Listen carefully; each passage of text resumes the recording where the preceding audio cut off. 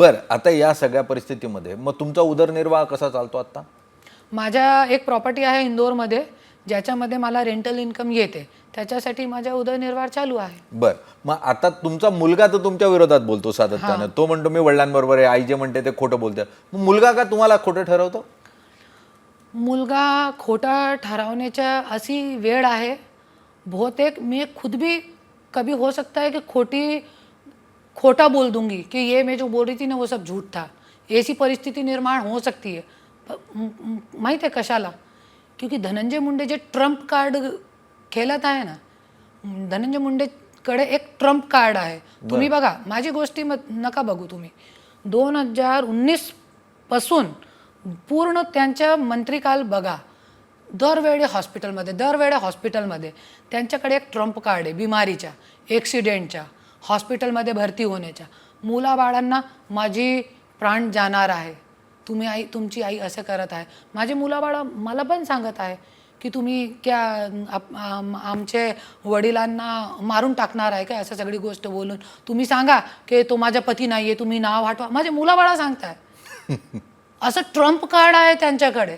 मी काय सांगते, उद्या ऐसी वेळ पण येऊ शकते की मी पण सांगू शकते की नाही, हे तर सगळं झूट होता जे मी सांगत होती. हा, मी तो धनंजय मुंडेची लिव्ह इन रिलेशन मध्ये पण मला तुम्ही हे सांगा की मुलं तर त्यांचं नाव लावतात आणि तुम्ही नाव लावू नका असं म्हणून काय मिळून जाणार आहे? कॉमस्कोर नुसार आता isakal.com आहे देशातील नंबर 1 ची मराठी न्यूज वेबसाईट. प्रत्येक अपडेटसाठी isakal.com ला नक्की भेट द्या.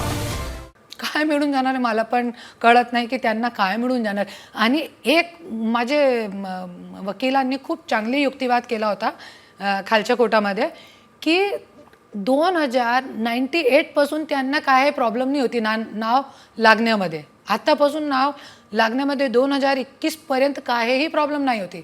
2021 पासून त्यांनी डिफॉर्मेशनचा केस टाकला, जे त्यांच्यावरती भारी पडलं. तो आज त्यांना प्रॉब्लेम होत आहे. आणि हे प्रॉब्लेम त्यांना होत नाही, त्यांचे जे आवडजवळचे लोक आहे ना, हे सगळे फोपट पसारात तेच करत आहे. अगदी करुणा मुंडेंशी आपण बोलतोय आणि यातून त्यांनी एक सल्ला दिलाय मुख्यतः सगळ्या राजकारण्यांना, आमदारांना, खासदारांना, नवीन होऊ घातलेल्या कार्यकर्त्यांना पण, की जरा काळजी घ्या. तुम्ही कोणत्या लोकांना पुढे ठेवा. तुम्हाला कसं बरोबर आणताय, कोणाबरोबर राहताय, त्यातून तुमची कॅरेक्टर जे आहे ते कशा स्वरूपाचं तयार होतंय याची थोडी काळजी घ्या आणि त्यानंतर मग तुम्हाला जे काही निर्णय घ्यायचे ते घ्या. पण अशा स्वरूपात ज्या वेळेला समोर आरोप येतात तर न्यायालय न्यायनिवाडा करताना साहजिक कागदपत्रांच्या अनुसार जाणार. आणि जर कागदपत्र ही थेटपणे त्यांच्या बाजूनं निघाली, म्हणजे कोणाच्याही बाजूनं, तर त्याच बाजूनं न्यायनिवाडा होणार. आणि त्यामुळे असे आरोप मग तुमची अनेक गोष्टी ज्या आहेत त्या अडचणीत येऊ शकतात. याची काळजी घ्या आणि पुढच्या काळामध्ये कोणताही निर्णय घेताना मग शांततेनं घ्या. येत्या काळात न्यायालय तुम्हाला न्याय देईल अशी अपेक्षा करूयात. जर तुम्ही चुकीच्या असाल तर तुम्हाला शिक्षा देईल आणि जर तुम्ही बरोबर असाल तर न्यायालय तुम्हाला न्याय देईल अशी अपेक्षा करूयात.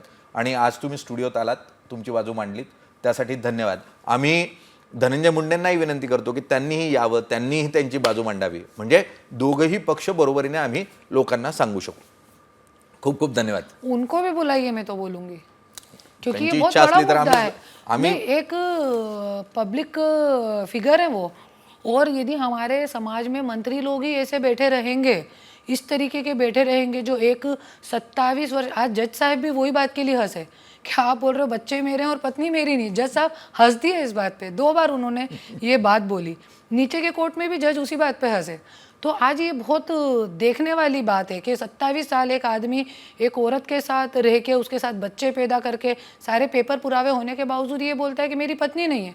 बहुत हंसने जैसी बात है. नक्की. जरा तुम्ही मतदार म्हणूनही विचार करा, आपण आपल्या नेत्यांना कसं बघू इच्छितो, आपले नेते, आपलं नेतृत्व कसं असेल याचा विचार करा आणि मग मतदान करा पुढच्या वेळेला करताना. खूप खूप धन्यवाद तुम्ही वेळ दिला.